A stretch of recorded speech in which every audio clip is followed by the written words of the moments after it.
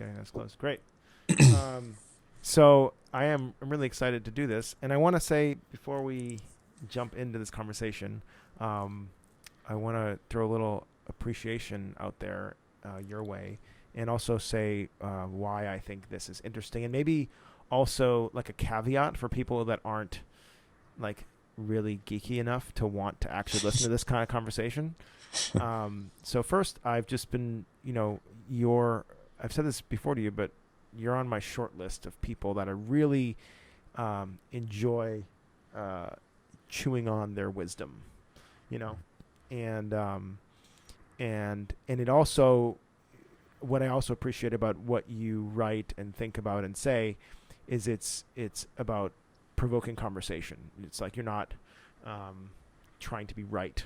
You're actually just really trying to get people to think deeper. And so whenever I read your stuff, I think to myself, well, I want to talk about it. I want to think about it. I want to talk about that. I want to think deeper. Like it's a natural progression from what you do to want to jump into it and dive into it in a conversation. Mm-hmm. And so ever since I've been podcasting and doing recorded audio stuff, I've always thought, man, wouldn't it be really cool to have just a real, like, just deep, geeky, philosophical conversation. Probably not, it's not going to make the top 10 on iTunes, but at the same time, like there are these concepts that if you can almost debate it, but, maybe not necessarily taking sides on it. If you can really get into it with someone who is in love with the getting into it as you are, it can be really cool. And so, so that's what I wanted to say, and so I appreciate you for who you are, and I'm excited to do this. Thank you. Yeah, and I know that you have such a high bar for, you hope, anyways. or at least I've been led to believe so far that you have a high bar. This is the fourth time I've tried this, and this is no, I'm just kidding. Is that what you say to everyone? Yeah, right. And then they leave. I'm like, all right, next. I got there it is. Yeah. Mm-hmm.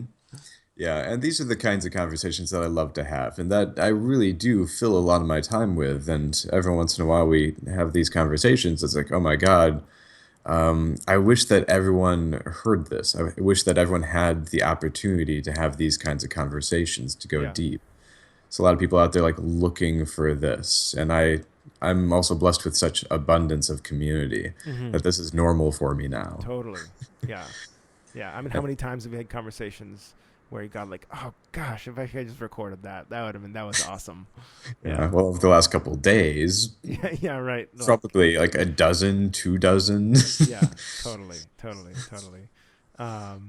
Yeah. So I just kind of want to jump into it, and also say the way that we decided to do this conversation, if it works out, is that you're coming in unbeknownst to what we're talking about, and then I've kind of thought of an idea, and then of course, if we do this in the future, you may have the same thing, and I may be coming in blind.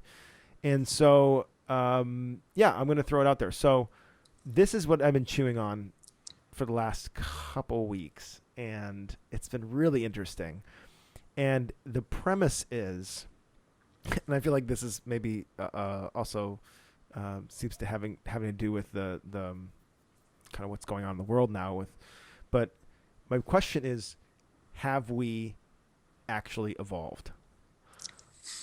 And I just keep, so I've been reading Howard Zinn lately, People's History of the United States, and he talks about the Europeans coming over to the United States, or what will be known as the United States, and colonizing, and then the fighting and the conflict between those Europeans and then the Native Americans.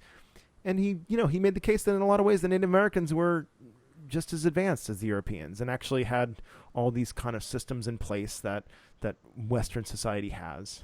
And I just think a lot of the times I think we could, if you just polled everybody, they would assume that they would say, yeah, of course we've evolved. Look at them. Mayans used to cut people's heads off, roll them down mountains. We're not doing that anymore. We don't sacrifice people. We don't do this. But I just don't I don't buy it. I honestly think we have not evolved. And I'll give you a few more reasons. Um, World War II was in our someone. There's people alive today that were fighting in World War II. It was the biggest war, arguably the biggest war that our entire human race has ever seen, and it was just 70 years ago, 75 years ago, and 80 million people were killed in World War II. 80 million people. That's insane. The only time we've ever had more deaths on the planet in comparison was with the Mongol Empire and Genghis Khan. Genghis Khan and his people and his sons killed about 20 million people. So with the population on the planet in 1200s, that was more significant. But it was over the span of time. But World War II, the span of 6 years, 80 million people were killed. How the fuck can we say we've evolved? I mean, that's recent history. We have recollections of that from people still alive today, and I think to get into this discussion, we need to talk about what metrics I'm using, of course, right? So Yeah, it's like, not what is evolution? do we have better iPhones? Well, I think clearly we do have better iPhones, but that's not. But that wouldn't be a marker of evolution. And so how I'm using it, and I'm curious to see if you agree with this or you want to go with this metric is, and even this needs to be defined, but it's like the quality of someone's life. If we've evolved, then it would mean that the quality of our lives is improved. And even within that, we would say, okay, quality of life. How soft is my mattress? Well, where I'm like our fulfillment, happiness, our sense of belonging, our joy, all that kind of deeper good shit is what I'm hoping to somehow measure here in the question of have we actually evolved. Ooh, yeah. There's some fun layers to play with here. There's a lot of layers. Yeah. Yeah, and there's like a lot of like basic questions like what is evolution and such that we'll sort of like be playing with along the way. And certainly there's many ways that in a way like World War II, it's like yes, we've evolved our ability to kill each other. Mm-hmm. I was even thinking about the iPhone question. It's like, have our iPhones evolved? So it's like we're even more distracted than ever by them. Like they Right. might be lowering the quality of life. It's Mm-hmm. like, is that evolution or is that not? Yes, they're more advanced. They do more things, but is that ultimately better for us? Right. Raises a lot of questions. And we have an inherent bias about what's better for us, which I think we have to ultimately go with. Some people may disagree. Some people may say, no, I this is what I value. But I think you and I share the values, at least for the most part, on what a good life is about. And Yeah. so, we start with those kind of inherent biases. I probably would agree with a lot of the assumptions there while still trying to have some awareness that I'm assuming what's better. Mm-hmm. Like, and is evolution the same thing as moving towards something better? I think that's the real trap. I think of evolution a lot more in integral terms nowadays. Like, I've been heavily influenced by Ken Wilber and the idea that there's a pull, a force, eros, to continuously evolve and become more and more complex, Mm-hmm. to become more integrated. And I don't think that's the same thing as becoming better. Mm-hmm. I think connection with quality of life is independent of how much we evolve. Mm-hmm. That quality of life is more something that's always there, always present, that we always could have access to. The more conscious we become, the more we are able to notice that. But as our world is becoming more complex, as we're finding new ways to change ourselves, to change the world, it's not necessarily making us or the world better. It's just making it more interesting. Mm-hmm. Sort of following that through line of what's possible and continuing doing that doesn't actually make us better, Mm-hmm. but it is a natural force. Like to not evolve wouldn't be healthy. But to evolve in unhealthy ways, which is my main criticism about like human beings Mm-hmm. and like things about war and such, like we have such a capacity to evolve quickly, such a capacity to abstract, to create technology, where we're able to do it at such a fast rate, we end up skipping a lot of steps. We end up forgetting a lot of things. Mm-hmm. We end up making a lot of mistakes and building on top of those mistaken foundations. So we're unparalleled in our ability to be unhealthy about our evolution. Mm-hmm. Mm-hmm. We can build great things, but we're often doing so haphazardly that we're creating a mess while doing so. Yeah. And I think on some level, when I look at the delusion that I live in about evolution and where we are, I think I think that part of the delusion is that we live in some awkward teenage rebellion phase where it's going to get better. It's just like we're just almost there. Yeah, we have smartphones and internet that distracts the shit out of us, but we're almost figuring out how to deal with it. And then as soon as we do that, we'll all like get there. We'll have a sense of balance. It's just because it's changing so fast. That's the only problem really. And I think that's part of the delusion that I live in, um, because I don't, yeah, I mean it is significant, this whole smartphone and distraction conversation. And I think it's worth saying that really we are definitely in this infant stage of having access to the world 24/7. We've never had that before.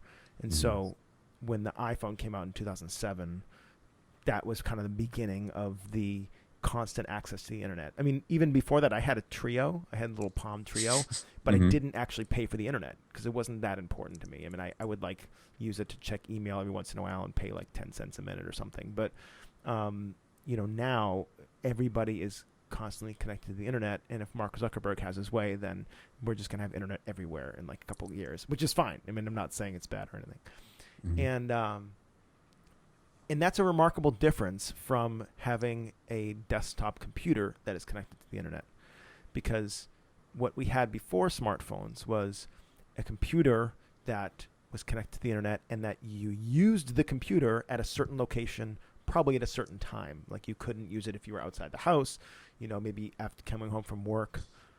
Back in the day, I Yeah. remember. I remember I'd be at work, and then I'd come home and I'd check my MySpace page, and there'd be all these notifications. I'm like, oh man, it's great. Yeah, And people used to need to make reservations to use the computer like months in advance to get a couple minutes of time with the computer. right, the computer, right? That's a silly concept. Like, what do you mean the computer? Use your phone, and so that, in a way, I think we could argue that that's a bigger jump in our, at least in the impact of our quality of life, going from desktop computers to smartphones versus no internet at all to desktop computers. Hmm. Because before, desktop computers were like the library. You go to the library to get stuff. Now you go to the computer to get stuff. Now stuff is available all the time. Hmm. And in a way, I almost wondered, yeah, we've talked about this. There's the whole Google Glasses thing, and then there's like the chip in your arm. People thought, but is could we actually make a bigger jump than going from desktop computers to smartphones? Because if we carry the smartphone around all the time, how much more connected can we be? I mean, Oh, I'm sure I'm in sure within someone will come up with techno that. Yeah, it's technology, just like there's always going to be the next amazing thing. It's like making it tiny, making it inside of you, um, yeah, having it even more artificial intelligence, even like knowing what you want before you want it. yeah, yeah, It's like there's always going to be more technology leaps. yeah, yeah. So I'm also really down with this idea of evolution being increasing complexity, and I think that I would totally agree that we have evolved in that sense of becoming more complex, um, and we certainly haven't. We've transcended and included, but also definitely taken some of the. We haven't outgrown a lot of the bad stuff. We've just added more things sometimes. Yeah, the further we get, the more of a mess we've made, and the more integration needs to happen. Like with technology, everything becoming so noisy, like social media and such, the need to clean that up, like the more that people have problems with just spending way too much time on Facebook. Like you glance at the page, 2 hours later, you forgot what you were originally trying to do. Right. I There's forget what I'm trying to do is like literally as soon as I click facebook.com, instantly just totally forget why I went on the Yeah, site. like I have a shortcut link to my Facebook messages just Yeah. so I do not see the Facebook homepage. Yeah. That's So a good idea actually. I should put that in. I'm going to write that down. because like Facebook messages has become more and more like my email inbox. Oh, It's totally. two things now. Yeah, way more relevant than your email inbox for me. Yeah. Um, yeah, I forget the question now. Oh, well, it's just well, so I guess we kind of go circle back around to this idea. You know, so if we could say that on some level, complexity, we have become more complex. Has life become better? Maybe that's a better question because then, evolution, and of course we only know what we've known from our last 30 something years of life. We can't really say how life was in the Roman Empire. Um, but one of the things I think about a lot is, you know, 2000 or so years ago, we didn't have a problem with gay rights because that actually wasn't a problem. They didn't care. The Roman Empire, you could fuck whoever you wanted. You could fuck a horse. You could fuck people. Doesn't matter. Mhm. You could have a relationship. A 6-year-old man could have a relationship. 20-year-old man. That's totally cool. Um, Certainly, in a lot of things that were going on in the Roman Empire, I think we could all agree, not so great. Feeding people to Mhm. lions and stuff like that. Mhm. But there were certain things that were just plain and simply better. There was just less judgment. Mhm. Um, and there's a fascinating documentary, which is my all-time favorite documentary, and most people have not seen it, but it's called Constantine's Sword, and it's what it it's an examination of the collapse of the military and religion in our country, which is also kind of impactful for me because I was in the Navy and went to the Naval Academy, and I saw this firsthand. But what was more interesting than that was he calls it Constantine's sword because there's this moment in 330 AD, and there's actually a fresco of this where the Emperor Constantine, who had just taken over the Roman Empire and had just defeated them on the bridge in the name of God, was giving his sword to the Pope, and at the time that was essentially the mergence of church and state, Mhm. and so from that point on, we've lived in a quasi or not so quasi religious society. But before that, there wasn't that. It was just do whatever you want, or there was other things, but there was like many gods, and I imagine there was Yeah. a sense of morality then, but it was different.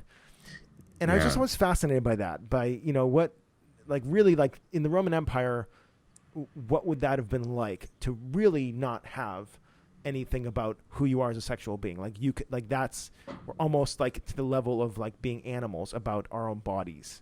And maybe I'm projecting on what the Roman Empire was actually like, but from what I've heard, it was a lot more free. And I wonder sometimes, has life gotten better than it? And no, being a peasant in the Roman Empire probably not so good, but you Yeah. know what I'm saying?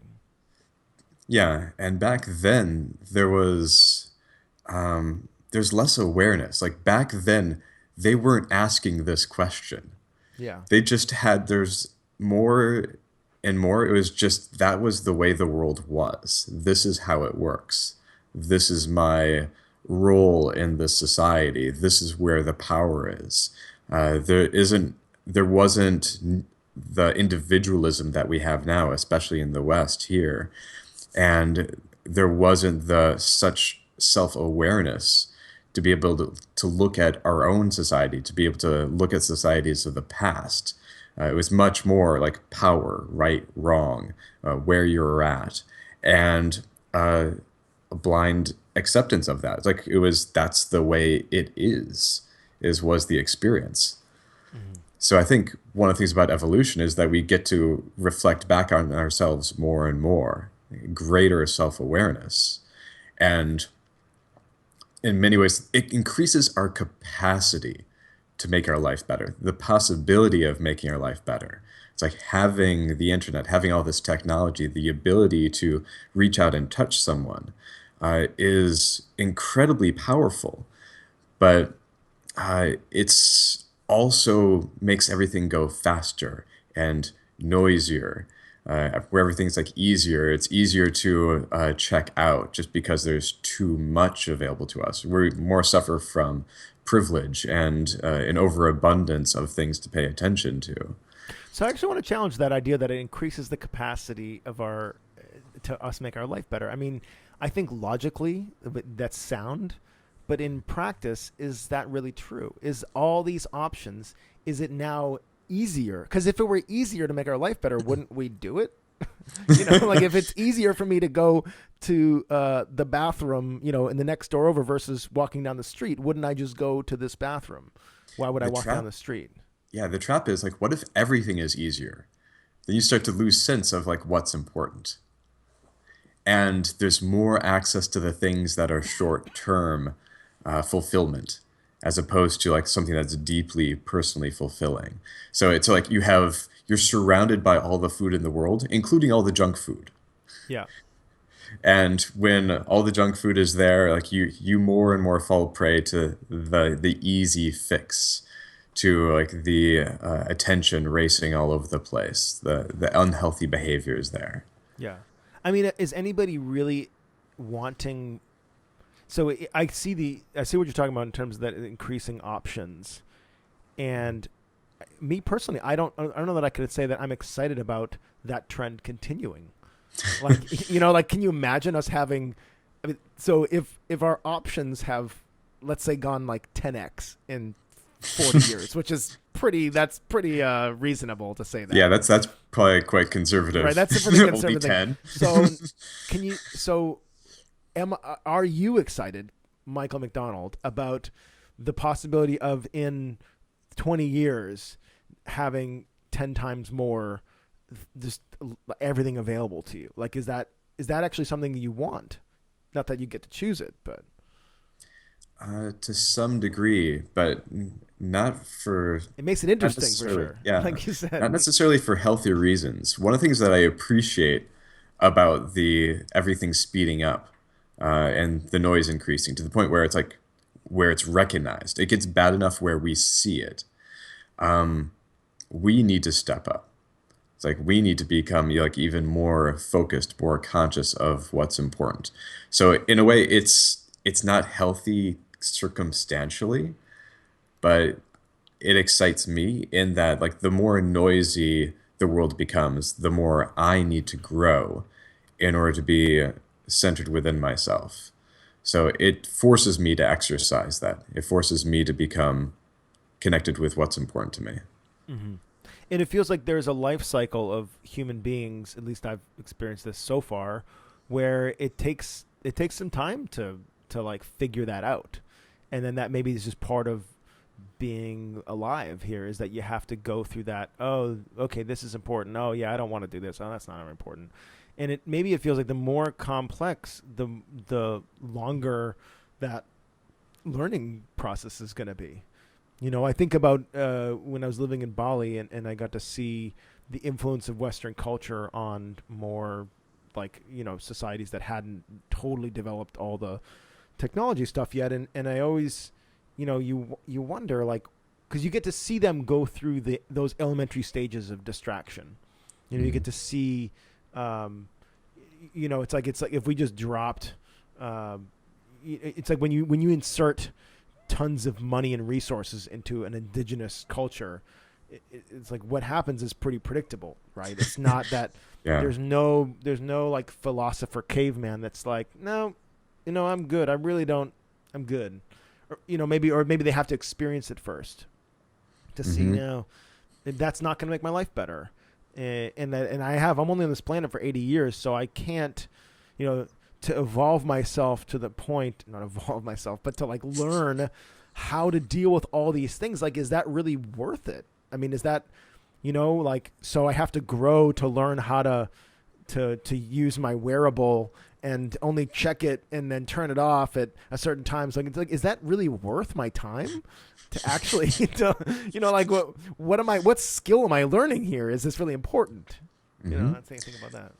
Yeah, which is a good question. It's a good koan. Is it worth it Yeah. for all of the things that you're doing or tempted to doing? And it's taken me years to get to where I'm now, and I don't feel like I'm anywhere close to where I would love to be in terms of mastery over the complexity of what life has become. yeah, and the more we see how complex the world is and how complex it's continuing to become, the more we get that opportunity to see that we will never catch up. That's not a game that we can play. It's like maybe thousands of years ago, like that was a very playable game. It's like you sort of got somewhere and then you're just okay. You had mastered everything that you knew of. We need to play the game of like, no, we can't do everything. There's a lot of surrender necessary there. Yeah. But even getting to that point takes so long. You know what I'm saying? Like, well, right the now, more I'm that you're just trying, like, yes. Yeah, I'm like, all right. I just made this post the other day about how significant it was that I could just sit with and cuddle with some friends on a couch, and that brought me more happiness and joy than any sort of achievement. Like what? Like it just seems like I'm so far behind. Like really? I just kind of getting that now for my life, and I had this brilliant idea that I was sharing with my friend earlier, which is not that brilliant, which is like, hey, what if I got a bunch of my friends together and we all found some land and built houses on it and lived together in a community? Well, they've been doing that for thousands of years. It's just that here in California, that's radical because nobody fucking knows their neighbors. Like I literally don't know my neighbors. And I've gone over and said hi to them, but it's just weird. They're like, well, what do you mean? And then we're probably going to move next year. And, but to actually create a community is not, I cannot say that's evolution. I could not say I've learned. Like, they've been doing that for thousands of years. Oh my God, I've discovered this thing called community right. where people actually like live near each other and talk to each other. Yeah, it's ridiculous. Like how, like in a lot of ways, I feel like I'm so far behind. And yeah, some people can say, oh, that's your chosen family. Yeah, because I didn't, if I had it where it was my literal family where, I had grandma and grandpa and the aunts and uncles and cousins and they're all living around me and that's what a family would be like, hundreds of years ago or whatever. Sure. Like maybe that's better that I get to choose these friends we're all like-minded and vegan or whatever the fuck it is, and so, but is that, I don't know, like how long does it have to take to get to that point? And I think we're still really stuck in this nuclear family horrible experiment that we tried, back in the 40s or 50s or whenever it was. Like I think the nuclear family was just the stupidest idea we ever had. but we're evolving? Like, are you kidding me? Right? Like nuclear family doesn't come after community. Like that's not how evolution should work. Yeah, sure, there's more options, but there's only options after you've like learned and grown yourself to the point where you can see all the options. I mean, we were, and that's kind of this integral thing. Like you have to be able to hold all those options to actually be able to experience the possibility of being it. Mm-hmm. For most people that takes years. I mean, like I'm just glad I got there in my early 30s and wherever there is, I'm sure there's more. So, I mean, like, fuck, that's frustrating. That's like, or is it that people just spend the first 30 years of their life figuring out life anyways? And maybe that's how it was back in, the early days, I don't know. Mm-hmm. It's definitely common to like spend decades or like your entire life just for like trying to figure out something in order to end up right back where you began. Yeah. It's the hero's journey. It's like you go away like off in pursuit of something and you eventually end up back home. You eventually end up back where you were before. And so a question for you is like, is that evolution? Is that progress? Well, I think I just see the same pattern repeating. So my thought about this idea, are we evolving? And the reason I say no is I think we're all just doing this is like, I think if you looked at the life cycles of humans, I think it's just been the same. I don't think anything changes. I think we're all doing the same basic thing. You go through and again, I can only speak up to age 33. So I'm really, really, but what I've seen anyways, as I look back through my 20s and then watch other people in their 20s, they're all going through the same thing. It's the same Hmm. shit. You know? Yeah. Oh, I think I know what the world's about. Oh my God, here it is. Oh, no, I don't. Okay, no, no, It's I like, don't. And then your I 30s, was like, you're wrong. like, huh, okay, maybe it's all good. You know, oh, that's interesting. Okay, and then, and it's just like we don't seem to learn anything. We're just doing the same thing over and over again. And maybe just, if that was like if life was a roller coaster, we're all just riding the same roller coaster. It goes up here and it goes down here and it goes around here and it stops here. And that's Yeah. it. But we're Except not the roller changing coaster the is roller going faster coaster. and faster. I guess, right? But maybe Hmm. even that is a weird. So, all right. So tell me what you mean by, because I have an idea of what you mean by going faster and faster. But what do you mean by that? Like that, those journeys of like going off and doing something and coming back right where you began. I think that's happening faster over time for us. Yeah. It's like, and Like you think people are figuring things out faster? no, well, yeah, because like as you talk Because about then there's people at like the different lost ages, there's like they the seem to Lost be Boys of repeating. Sudan. By like age 10, they're basically grown ups. Yeah. Like there's that kind of like quickening of life cycles. Where Hmm. you become an adult much sooner. I think we're becoming adults later in life today, which is not a bad thing, but I think it's it seems We have mainstream. higher self-awareness over time. And it's slow to see over the generations. Like if you look at the next generation, it might just look maybe a little incremental. But if you look over like 100 years, a couple 100 years, it is vastly accelerating. The loops that we're going through, where we go off trying to like get the thing that we think will make us happy, and we end up where we started in the Yeah. first place. Except that we have more appreciation for that place once we arrive. Like when you arrive home after a long journey, assuming that it's the home that you want to actually be in, Uh-huh.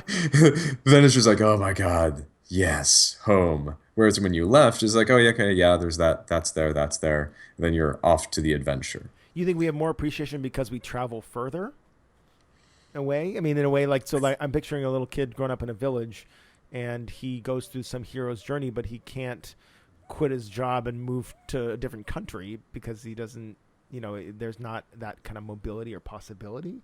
So maybe we Hmm. can we can we can venture further from our original, like from our home, and then in returning to said home, feel better about it. Is that kind of what you're saying? Yeah, it's like, because when you come back, the like there's an integration. You're more. Like you've become more than when you left, even though the circumstances have returned back to the previous circumstances. Right. Like having a chosen family is a really precious thing, and it's definitely a very California type of Right. terminology. So, Yeah. but yeah, it's more enlightened, it's more conscious, it's more empowering, even though it is at another level. It's like, oh my God, I discovered this idea. It's like I've discovered you can have a friend, like someone you can like talk to regularly and share things with. It's this amazing thing. I think everyone should be doing this. Right. Yeah. Yeah.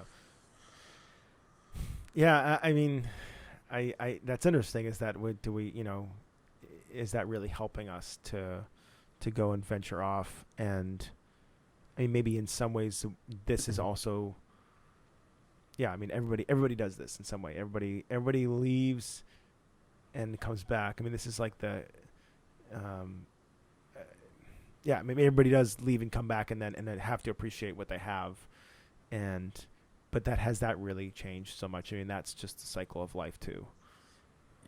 Yeah, our perspective evolves much more than our circumstances. How we see ourselves, how we see the world, I think that evolves a lot more than our circumstances changing. And I think the more that evolves through these loops, through these adventures that people go through, the more they can actually stay in place and be continuing to evolve. That's where like this starts becoming spiritual and meditative, where you realize like, oh, I'm just going to end up back here anyways, having a deeper appreciation. I can sort of shortcut that. It's like, oh, like what more is there to be appreciating, loving, living into in what's already happening right now? Yeah. Do you think some people leave and don't come back home? And not in the literal sense, but in like the sense that maybe they depart from this place that would, if home is, if we're using home as what is like a deep sense of fulfillment, what ultimately would make us happy. Which again, I don't want to collapse those terms of literally home and that, because for some people that's Yeah, not true. we You know, can detach from the physical space or the people of right? That home. may be perfect. Being an expat in Thailand or whatever. But if that sense of home is returning to a life that is more aligned with what actually makes our life better. I think some people go on that hero's journey, tour, train ride, and get off, and then never come back. I don't think that. I think that, and then some people are at home, but need to go on that journey, but never leave, and then are frustrated that they've never gone on it, and spend their whole life doing that. Like I think there's so many people that they don't really get to complete that cycle, and it just bugs the shit out of them. Yeah. Generally, I've observed within this metaphor, the people who leave home are happier than the people who stay at home, I think who so. like have home and then they spend the rest of their life just trying to hold on to it. Mm-hmm. Because home, in order, and this will start to like melt the hero's journey metaphor, I think. Home is a moving target. Mm-hmm.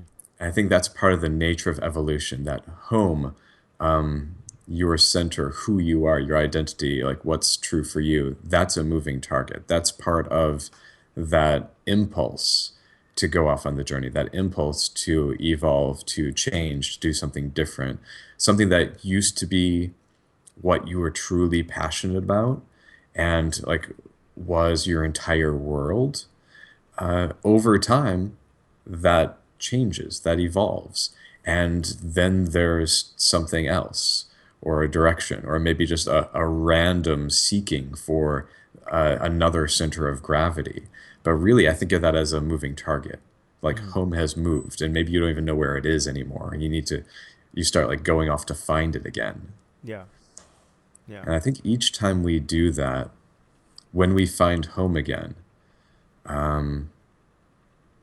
it's like not per se, but there's an opportunity. Each time we move on from what used to be home, we have an opportunity to find a home that's even deeper for us, Mm-hmm. Yeah. something And even more true. yeah.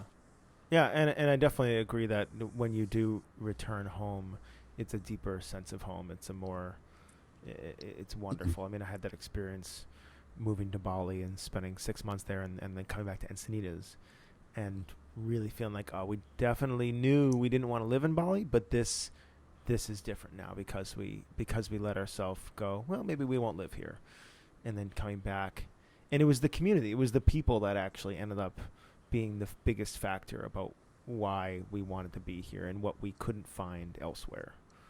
What we couldn't find in Bali, even there was lots of great people there. There wasn't the kind of diversity of people that we can get here, and the kind of communities that supported us in the way we wanted to be. And so ultimately, this felt good. And yeah, Yeah. I guess I'm impatient.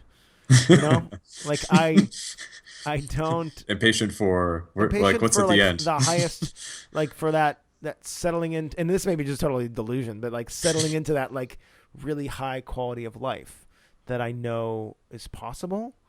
um and again, maybe I'm just pining for something in the future that's not really going to happen, but yeah, I'm kind of like, shit, man. I'm 33. I like I want to be I want to be living that life that's going to maximize my joy. Um, and it just, all it feels like is I've just discovered maybe even what that is, but I'm just starting to take some steps toward actually doing it. And I don't know, is that like, what do I get? So I just, is the first half of my life just going to be dedicated to figuring out how to do that? And is that just the way it is? That's just the way it is for people. Maybe that's the case. Yeah, I don't know. Yeah, it's like, and I think at some point along the way, or actually not like a point, more and more through our lives, um, yeah, it's like life's the journey, not the destination. It's not getting to that point where you have all that joy. It's learning more and more to bring that into now and trusting the impulses. It's like if there's a certain type of thing that you want in your life, like the impulse to move to Bali and like all the awesome things about that, that you did that was like engaging with process. Mm-hmm. And through that journey, you got a lot of what you wanted there, and you got to like bring it with you even as you went back to Encinitas. Yeah. Yeah. I think And of that yeah. as evolution. Yeah. I think that, I mean, there's a lot of truth in that. And maybe what would happen if I arrived in this fantasy destination is that I would be called to leave. Maybe it'd be that like, oh, cool. Well, I have everything I want in terms of community, um, but it's boring, or but I feel I want to shake things up, or maybe what it is the call to leave is kind of like a maintenance cycle to make sure you appreciate what you have. Mhm. you know And there's something beautiful about endings. Whenever I'm aware of an ending that's coming up, whether it's like the end of a retreat or if it's the end of a relationship sooner or later or the end of my life, there's a beauty there that's created. Like suddenly, like everything becomes so much more precious. hmm It's not trying to like get to a place. It's more just like everything's going to end. So making the most of everything that's right in front of you. And part of that is like the things that you think would be like the ultimate joy, continuing to go after those with a sense of play, hmm knowing that that also will end. Like this too shall pass. hmm yeah, yeah, yeah. Enjoying the pursuit of that, and the excitement. And it's kind of like what I've heard this from several sources, but people that become insanely popular and famous, like let's say a band, you know, they're they're always going to talk about the days in the van. They're always going to be like, man, you know, like Steve Martin, actually, Steve Martin's autobiography, um, Born Standing Up. It was really interesting, and he talks about that. He talks about how his first couple shows when he was just starting to get famous were amazing. It was like, okay, we expected 1,000 people, there's 2,000 people in the audience. Like, what? That's crazy, But that was the exciting part. And then once he started just selling out huge arenas or wherever he was, huge venues, um, that the drive for that something new to accelerate things stopped, and it wasn't as exciting, and it was that slope of making of it getting better and better that was really the part that was the most memorable and most thrilling, Mhm. even though during that there's always a piece of us that is just waiting to get into the future, you know Mhm. and so I think that's interesting. Hmm. Yeah, it's like growth. I think one of the ways where we're the happiest, the most fulfilled, is as long as we're growing, much more than comfort or just mere in the moment pleasure. It's moving up Maslow's hierarchy. It's just like how much are we growing, expressing, creating in the world? That becomes actually, yeah, like as we grow up, as we evolve individually and as a race, the nature of what makes us happy is different.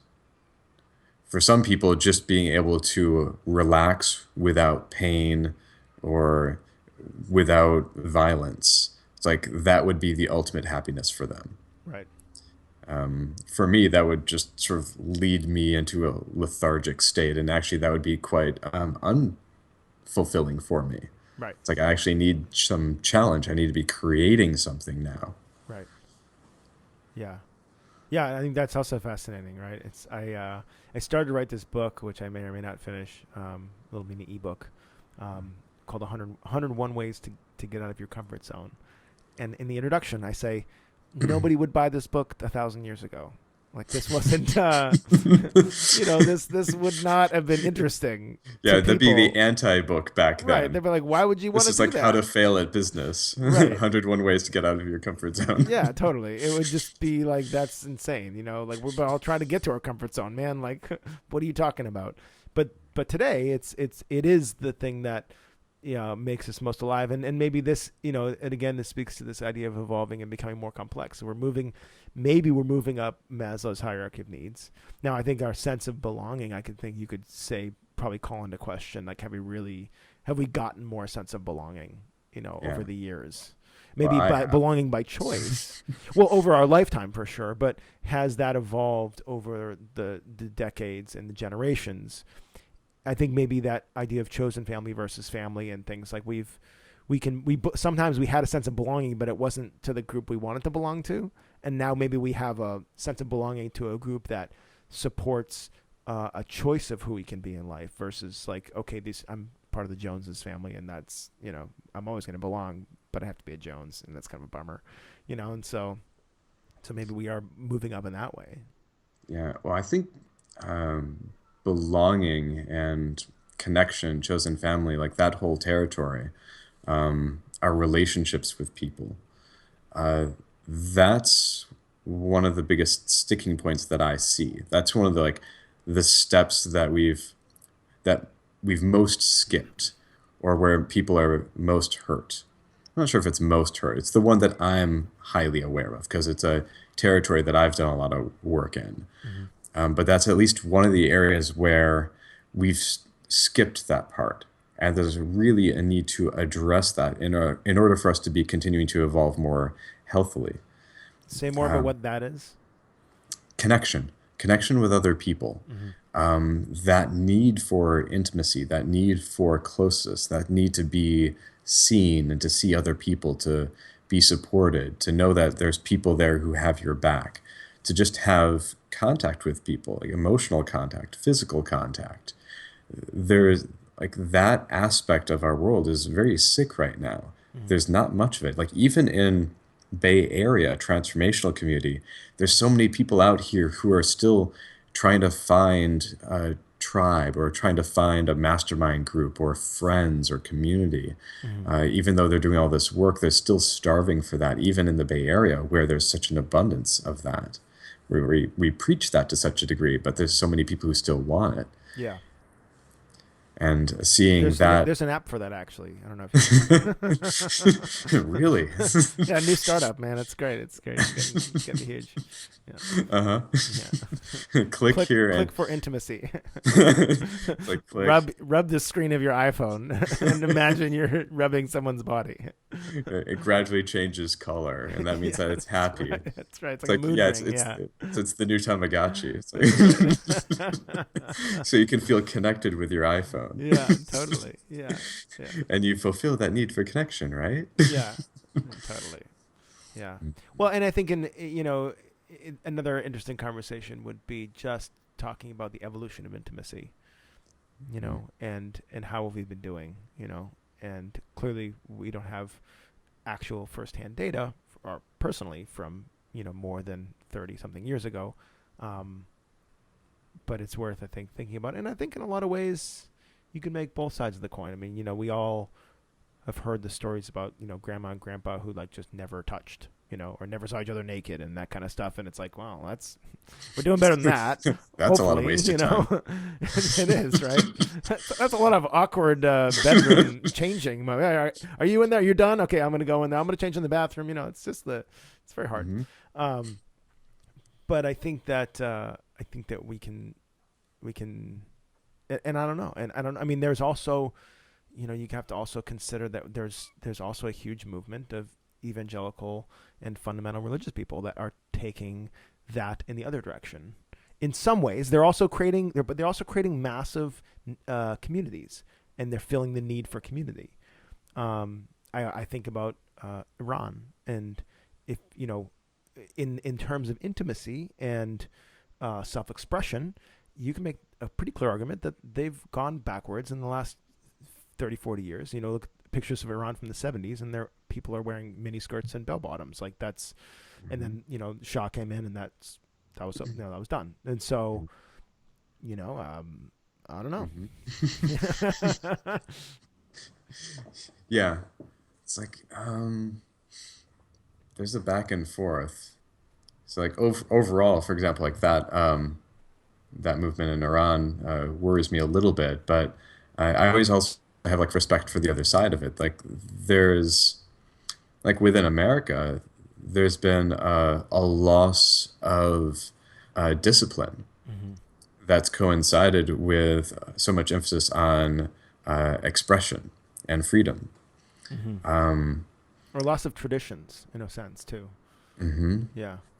I'm not as worried about the traditions as much as like what aspects the traditions were supporting.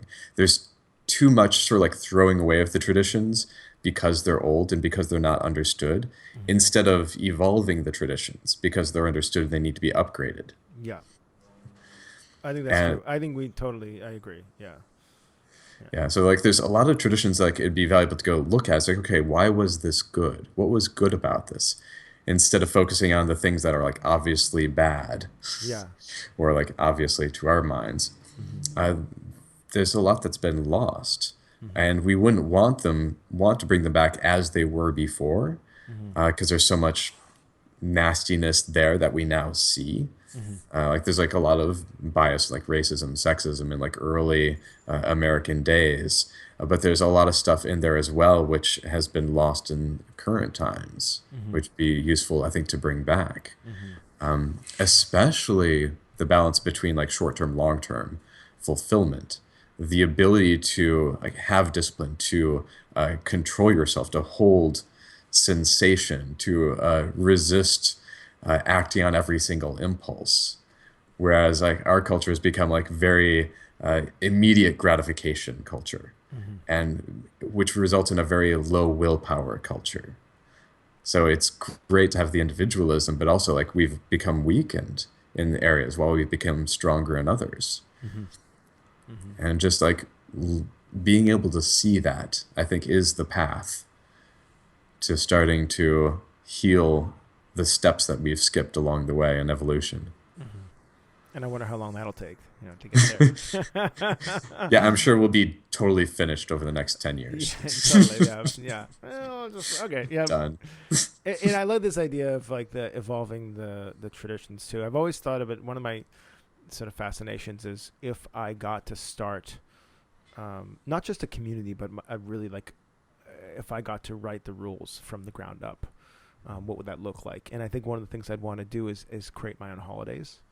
And Mm. so, because the truth is, if we're going to move beyond, just as this discussion of, I think this discussion of marriage rights and gay marriage, and I think what would be so much easier if we could actually do this, which I don't think we can, it'd have to be in another society, is just get rid of the term marriage altogether. Because the reason people are so upset is that, the Bible and Christians made up the term marriage and then meshed it with the government, and the government says, okay, we have to change it. But they're like, no, you can't change it because it was ours to begin with. And I get that. It's like, I get it. So civil union, and it just becomes this silly thing. But if we could just make a new word, Mhm.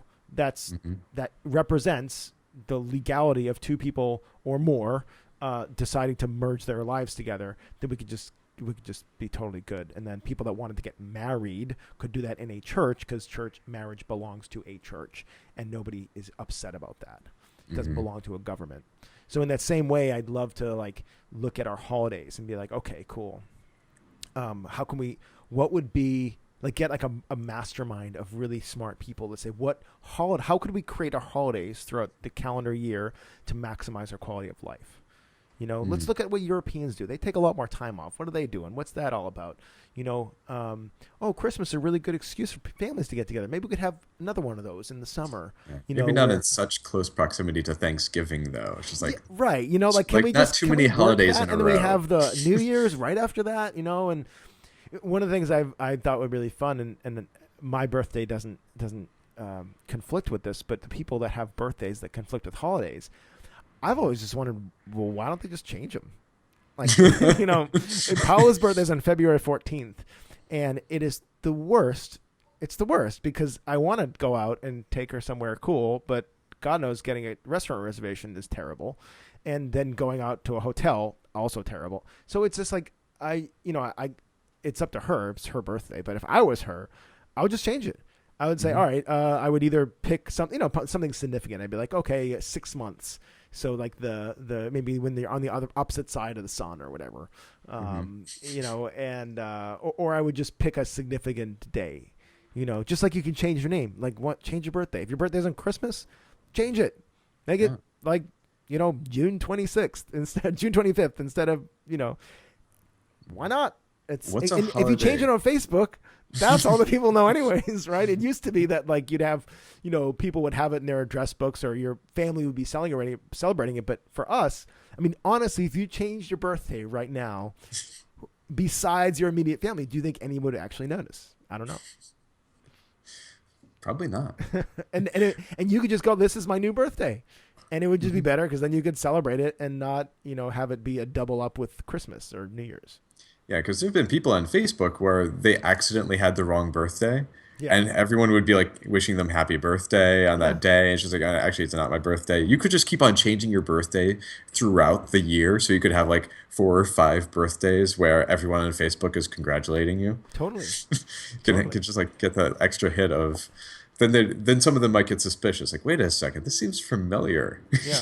Or we could also institute new birthday traditions. Like we have your birthday where you celebrate it, but then there's also like maybe the 6 month mark where something else happens. Maybe the tradition is you go off and spend the day by yourself and think about your life or something. Mhm. I mean, once we do the traditions, people will do it. I mean, it's like we made this thing with Thanksgiving. Cool. It's all about gratitude. So people do it. And like Mhm. the fact that we associated Thanksgiving with gratitude and families fighting, makes it better. I mean, it's like we can crave that, And and like so some bad cultural associations as well. yeah, right, right. But it's like that's totally doable. Like we can create that just in the same way that the NFL created Monday Night Football as a tradition, and it made it inserted it into the culture. Monday nights, football fans watch football. Now they get together, and there's it probably is increasing the sense of community among football fans because they have another now on Monday nights instead of watching Netflix they oh, what are you doing, hey Joe, okay, come over, we'll watch the Chargers game, cool. So it's like we can make that kind of stuff, and I feel like that would be evolution to try to bring it home. Yeah. Yeah. What's a holiday that you would like to create for yourself? uh, I would I would love to create. I think this is inspired by my little brother, and he's 14, and I don't know how he got this wise, but he's going to school and sees everybody with their phones, and he's like, hey, wouldn't it be cool to have a day at school where nobody brings their phones? Which to you and I is called high school, but That's that's like school, right? right. Isn't that school you pass notes and Our shit, right? phones were attached to the wall. Right. Yeah. And you couldn't touch them. No, you can't touch them. But like passing notes and stuff. But like, or even a week, like or a day without. I think electronic free holidays are going to be very necessary if they're not already happening in some places. And Yeah. so I'd like to see that. I'd like to see the U.S. actually do holidays, because if you've ever been to Europe or other parts of the world, we don't really shut down for holidays. Like we still have holidays mixed up with business, and so businesses will go, well, there's a day off, people aren't working, they can come to the store, right? All right, can you work? There you go. And it's like, well, that's not a real holiday. And Yeah. so I'd It's a love us to consumer have actual opportunity. holidays, right?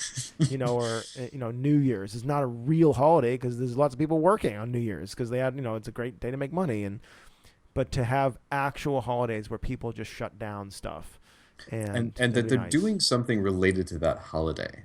Yeah, Because, like, for example, there might be National Work Day, which would be totally redundant and not necessary, but like you'd be working on that day if there were such a holiday. yeah, yeah, yeah. Hmm. Cool, Like, man. I want a nature day. Mm, yeah, Just like be a nature day. yeah, That's like one of the, it's sort of like what reminders do you want? What are the things that totally. you need to remember to nourish, to pay attention to help with, to grow? Oh, here's a great example. In Bali, they have this holiday called Nyepi, which is, it's so they do. It's the folklore. It's the they what they do the day before. They have this parade with all they call 'em, I think. I mess up the name, like agogas or something. But they basically like make these um, dragon monster looking things out of paper mache. They're huge, and they parade them down the street, and it's supposed to evoke all the evil spirits. And then the next day, in and I think it happened in the middle of March, and so the next day is called Nyepi, and no one leaves their house. And there are like police in the streets, like they're very strict. You can't leave the house. Airport shut down, and it's supposed to be a silent day because all the evil spirits are passing over the houses. You don't want to make any noise, and you don't turn lights on either. You don't like so it's at night the lights stay off, Yeah. and you might use like candles or something like that. That they used to be like Passover.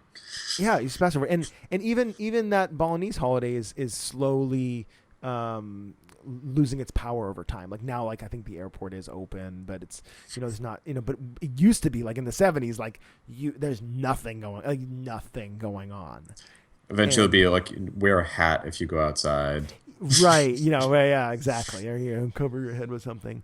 But I just it was so cool, and a lot of people totally embraced it, and we're like, great.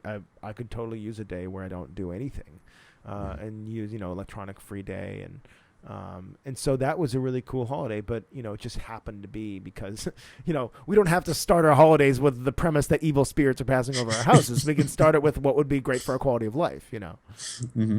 or we could start it with the evil spirits premise too. That's kind of interesting. But then to create folklore around the holidays too, like how fun would that be? To like create our own stories. It's like Nature Day. Why? Well, because if we don't go out and connect with nature, our crops don't grow or something like that. But we just acknowledge that we made that up. That's not like it's not real, but we just made it up. And so we Yeah. go out there and you like hug a tree and say thank you for growing stuff for us to eat, or I don't know, whatever. It needs to be fun. It needs to Like be the, fun for sure. yeah. And Holidays need to be engaging. Like there's something you do and it's communal and yeah, yeah, that'd be really nice. That'd be fun. Maybe then for a future discussion we can just come up with our own utopian society. The rules and the constitution and the traditions of our own, modern hippie utopian society. Yeah, and I love that there are people out there like creating things, trying things. Like Burning Man's a beautiful example. Totally. There's various people who are creating like little communities, trying out. It's like, what if it was all like this? Hmm. And it's good to notice that they're bubbles, Yeah. but also that you learn a lot from those, where they're operating completely differently from other parts of the world. Yeah. Yeah. Totally. Yeah. Burning the Man Day would probably be a good holiday. Burn effigy day. That is one of my It holidays. It's one is of the two definitely a times holiday. per year that I definitely travel. Yeah, It's like, it's true. like Christmas and Burning Man. Yeah, I don't work while the man is burning. If we could take a week off, really, Burning Man's great because it really it's I did note this year when I was there, I was at the gate and I had like 5 bars, and I was like, oh no, this could go so wrong. Like we need to keep Burning Man's cell phone tower free. Like that would be great. Mhm. But yeah, in a way actually Burning Man is a much better model for a holiday than a lot of the holidays we have. It's more of a European holiday. Like that's what Europeans do. They have like a week and they just don't do anything. They just make food and hang out with family. Yeah. Yeah. Yeah, and it might be like, at least for me, that's the biggest holiday. Yeah. Like that's the biggest like communal dive in story, something totally different, Totally. celebrating Yeah. Yeah. annual. Yeah. Nice. Yeah. Yeah. Well, cool, man. This has been awesome. And, Yeah. I'm excited to do it again. And I hope people, if they're still listening,